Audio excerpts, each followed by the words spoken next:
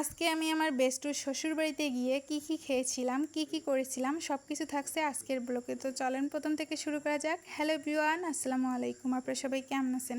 আলহামদুলিল্লাহ অনেক ভালো আছি। Welcome to Nayanada daily blog. আমি, হৃদয়, হুজাইফা, মারুপা চারজন মিলে রিয়ার সঙ্গে ও শ্বশুরবাড়ি গিয়েছিলাম।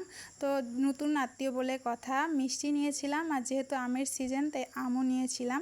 আর ওর শ্বশুরবাড়িটা হচ্ছে নিউ প্রতিশ্রুতি স্কুলের পিছনের যে বাসাটা ওইটাই, আর ওরা অনেকগুলা বাসা ভাড়াও দিছে। সামনের যে বাড়িটা দেখা যাচ্ছে ওটা পুরাটাই ভাড়া দিছে, এইদিকেও 2 রুম ভাড়া দিয়েছে।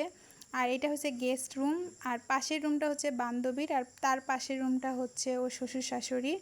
এইদিকে জানলা দিয়ে আমি বাইরের ভিউটা দেখতেছিলাম। এইদিকে দেখি নাস্তা রেডি হয়ে গেছে, বিস্কিট, মিষ্টি, লাচ্চা, চানাচুর, আম খেতে দিয়েছিল। অল্প সময়ের মধ্যে অনেক কিছুই করেছিল। লাস্টে দিয়েছিল চা খাইতে, চাটা কিন্তু দারুণ ছিল খাইতে। এরপর এদিকে আবার হচ্ছে ভাতের আয়োজন করেছিল। আমরা ভাত খেয়ে দিয়ে হচ্ছে বাইরে গিয়ে একটু বাইরেটা দেখতেছিলাম, বাগানটা ঘুরে। এরপর একটা নটকলের গাছও ছিল, নটকল অনেক ধরেছিল, তো সেইটাই হচ্ছে আমরা ঘুরে ঘুরে দেখে এরপর বাড়ির দিকে রওনা দিয়েছিলাম। তো আজকে এই পর্যন্ত, সবাই ভালো থাকবেন। কেমন হয়েছে আমাদের ব্লগ অবশ্যই কমেন্ট করে জানাবেন। আল্লাহ হাফেজ।